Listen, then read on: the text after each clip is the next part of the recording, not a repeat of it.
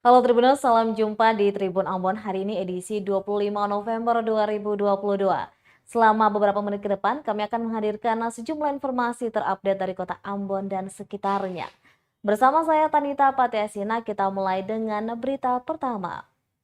Brasil menang 2-0, warga kota Ambon turun ke jalan untuk pawai. Ribuan pendukung tim nasional Brasil di kota Ambon langsung pawai di sejumlah ruas jalan utama kota Ambon. Pawai itu dilaksanakan setelah Brasil menang 2-0 atas Serbia dalam laga penyisihan pertama di grup G Jumat 25 November 2022 dini hari. Pantauan tribunambon.com pukul setengah 7 pagi hari sejumlah ruas jalan dipadati ribuan fans Brasil. Sebut saja di Jalan Dr. Latumeten, Jalan Sultan Babula, Aipati, Patimura, dan Jalan Ahmad Yani. Dalam pawai itu, pendukung tim julukan Samba membawa bendera timnas kesayangan mereka, lengkap mengenakan kaos kuning kebanggaan. Para fans ini menggunakan sepeda motor dan kendaraan roda 4. Selain menggunakan kendaraan, para pendukung lainnya juga berkumpul di jalan-jalan merayakan kemenangan timnas Brasil. Pawai pendukung Brasil ini sempat membuat penumpukan kendaraan di sejumlah ruas jalan yang mereka lalui. Meski sudah dilarang di Telantas Polda Maluku untuk aksi pawai itu, namun para pendukung Brasil tidak menghiraukannya. Aksi pawai serupa juga dilakukan saat Portugal menang melawan Ghana 3-2 malam tadi.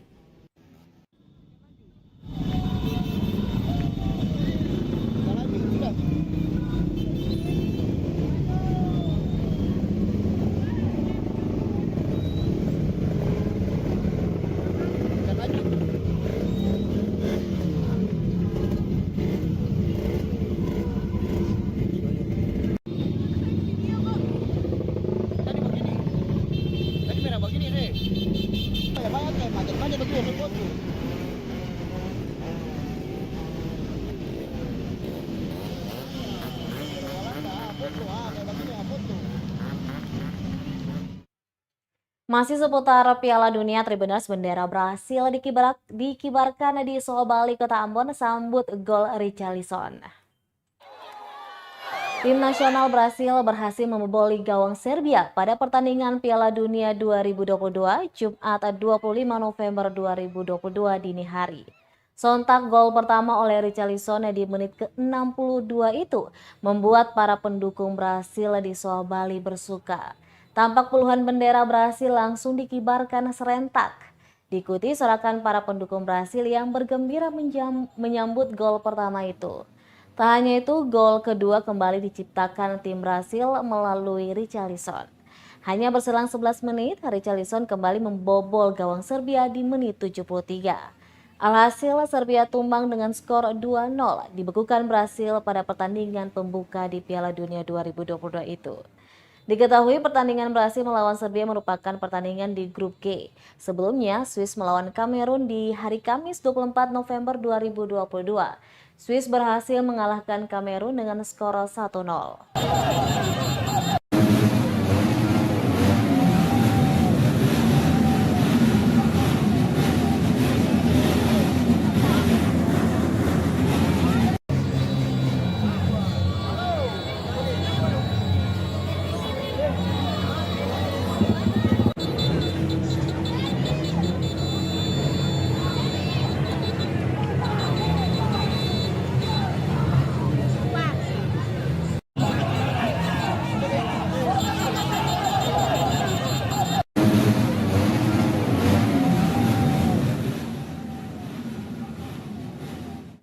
Laga kedua Belanda melawan Ekuador ini prediksi warga kota Ambon. Laga kedua di grup A antara Belanda kontra Ekuador di Piala Dunia Qatar akan tersaji di Stadion Internasional Khalifa Sabtu 26 November 2022 pukul 1 waktu Indonesia Timur. Belanda telah melalui ujian pertama dengan hasil memuaskan. Senegal mereka kalahkan 2 gol tanpa balas. Sekarang oranye membidik kemenangan kedua untuk membuka jalan menuju babak berikutnya. Sama seperti Belanda, Ekuador juga menang 2-0 di laga pembuka. Ekuador menekuk tuan rumah Qatar melalui sepasang gol Ener Valencia. Meski memiliki poin yang sama, tim Belanda masih diunggulkan menurut sebagian warga kota Ambon yang diwawancarai tribunambon.com Jumat 25 November 2022 siang. Agus Titale, pelatih tinju Maluku, memprediksikan Belanda akan menang 2-0 atas Ekuador karena faktor keunggulan materi pemain. Terpisah dari itu, Fatur, warga kota Ambon, menjelaskan bahwa sebentar Belanda akan menang tipis 3-2 atau 1-0. Sedangkan mahasiswa di kota Ambon, Julio, mengungkapkan Belanda pasti menang, hanya saja pasti dengan susah payah. Kalau beta Belanda menang. Berapa kira? 2-0. 2-0. Ya. Kenapa saya bisa prediksi kayak gitu? Maksudnya ada alasan-alasan apa begitu, Pak? Kalau melihat dari permainan ya, gaya permainan memang Belanda di atas kertas. Atas kertas. Karena Belanda itu pertama udah punya nama, ya kan? Ya. Itulah yang memang kita punya kesebelasan favorit lah. Favorit. Jadi di satu sisi Belanda punya pemain yang kita lihat ini beda dengan pemain-pemain seperti kejuaraan-kejuaraan dunia yang lalu. Ini kejuaraan dunia kali ini nih semua pada pemain muda. Apa yang menang? Prediksinya gimana? Kalau beta Belanda. Belanda. Kalau untuk prediksi kayaknya 3-2 atau 1-0. Itu untuk Belanda dengan ini tuh. Apa? Ekuador. Iya itu. Ekuador. Terus kenapa saya bisa bilang saya bisa begitu? Karena pemain Belanda tuh penyerangan kan dia punya sayap kiri tuh bagus, tim kanan itu makanya bisa begitu. Bisa menang ya? Iya. Oke, siap. Kayaknya Belanda menang kakak. Menang. Kira-kira berapa? 2-0 mereka. 2-0. Itu kenapa sampai bisa bilang Belanda menang? Mungkin pemain Belanda tuh bagus-bagus kakak, jadi bisa menang. Bisa menang ya? Iya. Yakin ya? Oke, sip.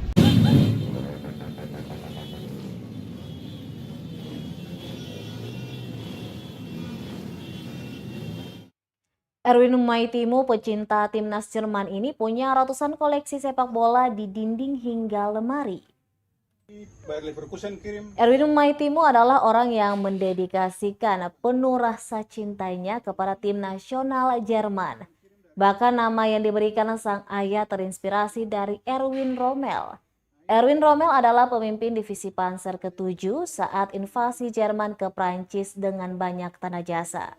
Dianugerahi Pour de Mérite atas tindakan-tindakannya saat berperang di front Italia. Selain nama, bukti cinta akan tim berjuluk The Panzer itu tampak di seisi rumahnya di kawasan Karpan, Kecamatan Sirimau.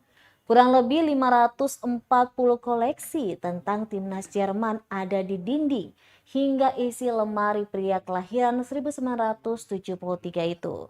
Koleksi jersey lengkap dengan tanda tangan pemain, foto tim hingga berbagai pernak-pernik tim dipajang rapi di dinding. Dia mengaku semua koleksinya adalah penghilang rasa letih ketika pulang kerja. Pria ini juga mengaku ingin membuat memorabilia untuk semua orang bisa melihat koleksi dan turut dalam semangat sepak bola. Semua tanda tangan asli. Ada yang ini. Sekarang sudah pindah ke Groningen, kapten lagi di mantan klubnya Arjen Robben. Ini teman di futsal. Oh, mungkin bisa memperkenalkan nama Om kira-kira namanya. Itu nama Erwin Maitimu. Kebetulan dulu mantan pemain bola juga. Di Ambon di klub Pusparagam itu pun senior Porbung Ciputrai. Jadi kebetulan fans Jerman. Jadi kita koleksi Jerman yang Bayern Munchen yang paling banyak. Memang di samping ada baju-baju tim-tim lain. Tapi yang lebih spesifik tuh kalau ada signet-nya apa tanda tangan yang memorabilia itu mau bikin memorabilia begitu. Jadi tanda tangan ini Om dapat bagaimana Om? Itu ketemu kolektor buku tukar. Tapi ada kalau suka kenal pemain biasa dong kasih juga. Biar bukan pemain ini saja, pemain luar juga kalau kita sering ini dengan dong kirim. Ada banyak. Cinta besar, punya kecintaan besar pas sepak bola saja ya. Tapi kita mau bikin memorabilia itu bukan seputar bola aja, ada kita pun koleksi Michael Jordan. Dia punya baju. Kasih baju Sabtu aja pemain timnas juga. Sekarang sudah main di Bintang Timur. Ya. Kalau ini kita kasih tunjuk sama. Ini, ini Klaus Augenthaler, tanda tangan. Back Jerman tahun 90, bukan back Belanda. Tribuners, kita beralih ke berita selanjutnya.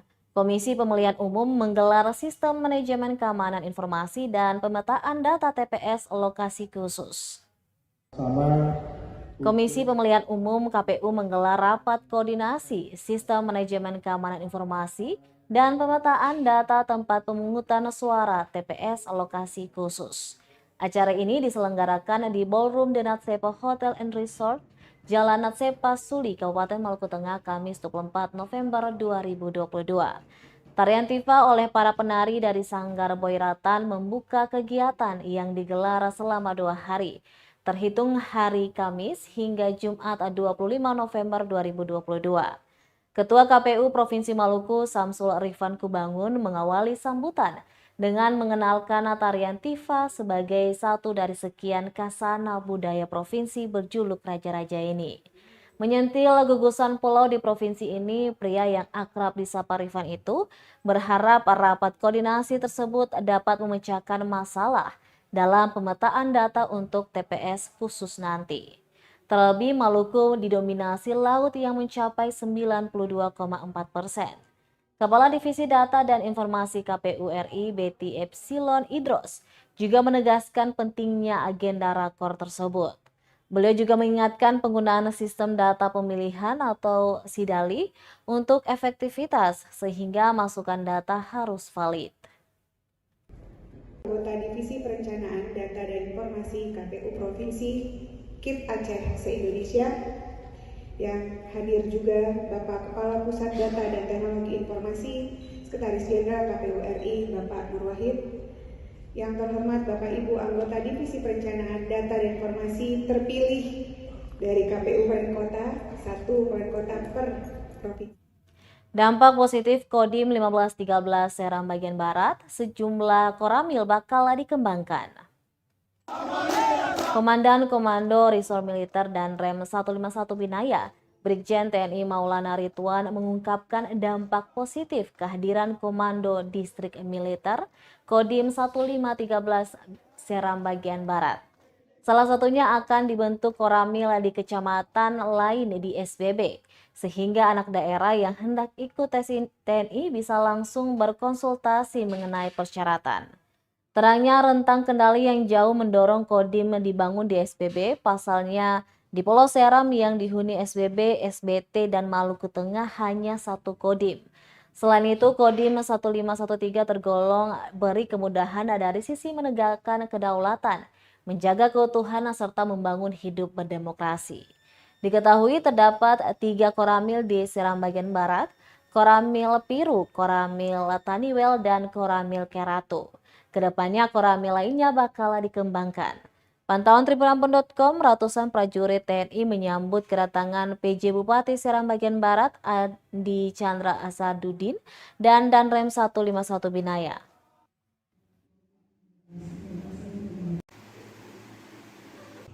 Kenapa Makodim di SBB ini dibentuk? Karena rentang kendali yang selama ini terlalu besar dan terlalu jangkauannya cukup jauh. 1 Seram, SBB, Malteng dengan SBT hanya ada 1 Kodim di Masohi. Sehingga rentan kendalinya ini cukup jauh. Karena kebijakan dan niat dari pemerintah daerah, termasuk dengan warga masyarakat, menghibahkan tanah. Kemudian adalah sekarang tanah ini. Pemerintah daerah siap membangun. Perumahannya dibangun oleh tentara. Seperti itu. Itu awal mulanya. Nah, kemudian tadi sesuai dengan pertanyaan, bagaimana rentang kendali dan lain sebagainya. Ini akan memudahkan apabila ada masyarakat mempunyai keluhan, kemudian ada kejadian dan lain sebagainya. Sama halnya seperti kepolisian, melindungi, sama juga TNI, itu mengayomi. Kalau tugas kita kan menegakkan kedaulatan, menjaga keutuhan. Jangan sampai wilayah ini terpecah-pecah. Dengan cara bagaimana? Program kita, ada pembinaan bela negara, kemudian ketahanan wilayah, kemudian komunikasi sosial, itulah menjaga dan mengajak masyarakat bagaimana untuk berhidup berdemokrasi, bagaimana hidup tentram, bagaimana kita tidak berselisih dengan tetangga. Intinya itu, Bapak.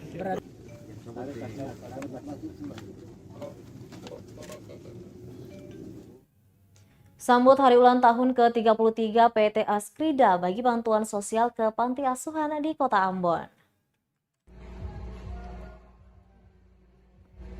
PT Asuransi Bangun Askrida bagi-bagi bantuan sosial atau bansos ke sejumlah panti asuhan di Kota Ambon. Pembagian bansos itu untuk menyambut hari ulang tahun ke-33 PT Askrida Cabang Ambon 2 Desember 2022 mendatang.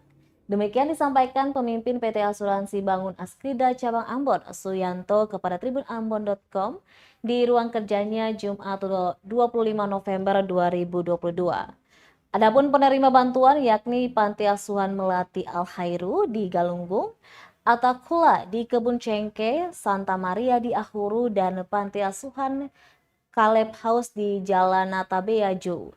Lanjut dia, bantuan yang diberikan pun bervariasi, mulai dari kebutuhan makanan dan minuman seperti beras, minyak goreng, mie instan, dan masih banyak lainnya. Selain itu, PT Askrida juga membagikan uang tunai dengan total sebesar 12 juta rupiah. Ia berharap dengan pembagian bantuan itu bisa bermanfaat bagi yang membutuhkan.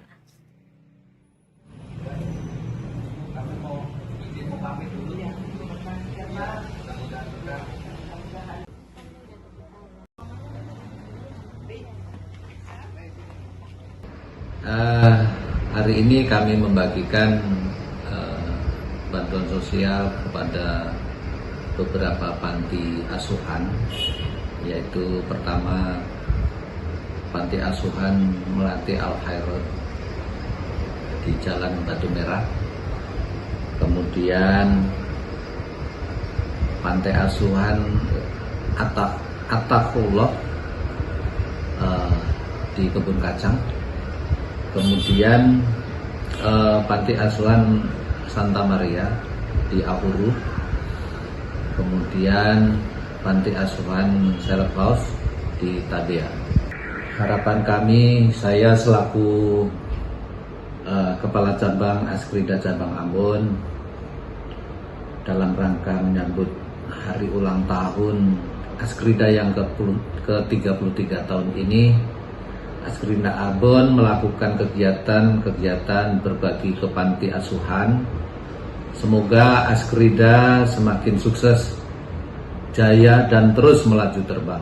Itu harapan kami.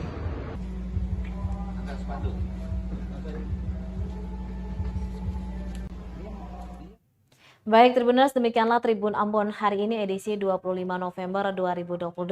Saya Tanita Patesina beserta tim redaksi bertugas undur diri. Sampai jumpa lagi dan amato. Terima kasih sudah nonton. Jangan lupa like, subscribe, dan share ya.